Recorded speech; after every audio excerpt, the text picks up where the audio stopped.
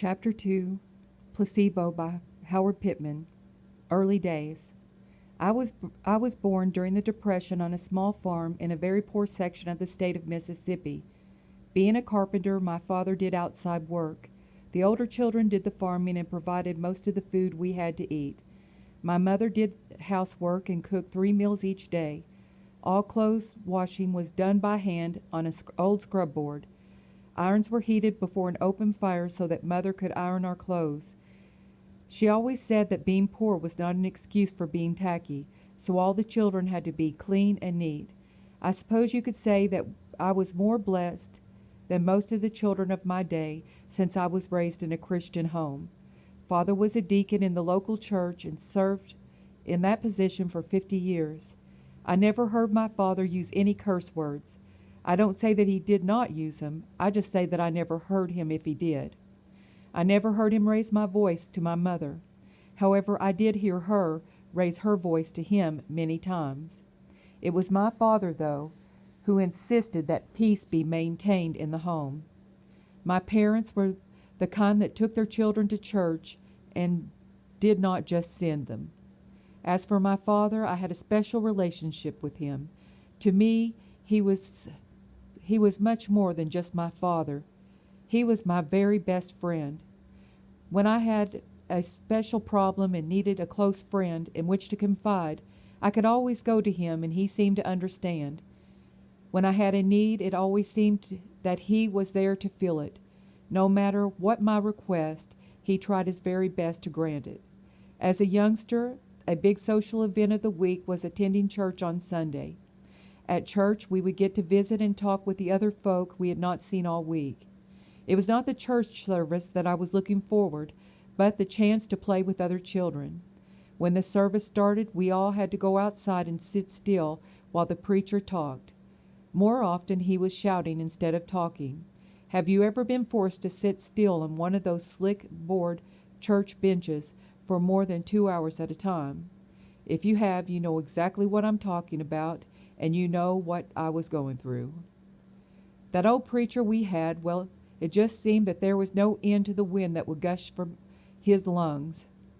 I was sure of one thing, though. He positively could not tell time. He would take out his old round railroad watch and lay it on the pulpit. That would be the last we would see of the timepiece. As I look back now, I could see the great and tender love in the heart of that preacher. He just did not want anyone to go to hell. Oh, how he longed for that and pleaded for each soul. But so many did not hear. I believed all that the preacher said and all that the Sunday school teacher said. When they told me about Jesus, I believed them. When they told me about Moses, David, and Abraham, and all the characters in the Bible, I believed them. I believed that all those characters really did exist, and I never doubted the authenticity of that teaching. While at school during the week, my school teacher would tell me about Abraham Lincoln, George Washington, and other great American heroes who were the fathers of this country, who helped forge America out of the wilderness. She told how they helped to make what we have today, the greatest nation on the face of the earth. Never doubting the teacher, I believed in all of those people and all that they were real. However, in my mind as a child, all these people lived long ago. They had long been dead and I had a great deal of difficulty relating to people who had long been dead. I could not understand the connection nor the value of their long ago life to my life today. One Sunday, an itinerant preacher came to our church and preached a sermon on hell. The preacher preached about those flames and made them so real to me that I could almost feel the heat. I could almost smell the flesh as it was burning, and suddenly something that the preacher was talking about related to me. He talked about punishment, burning for an eternity, and receiving everlasting condemnation. I could relate to that, and therefore hell became real to me. Paying attention to every word that the preacher said as he continued to preach about hell, I became more and more convinced that whatever it was and wherever it was, one thing was for certain. I did not want any part of it.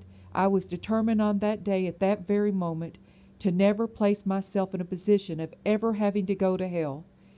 Here was one little boy who really paid attention to a preacher who preached that day when he made something become very real to me. It was on that day that I decided to join the church and to do whatever was necessary to escape the everlasting punishment of hell. End of chapter 2.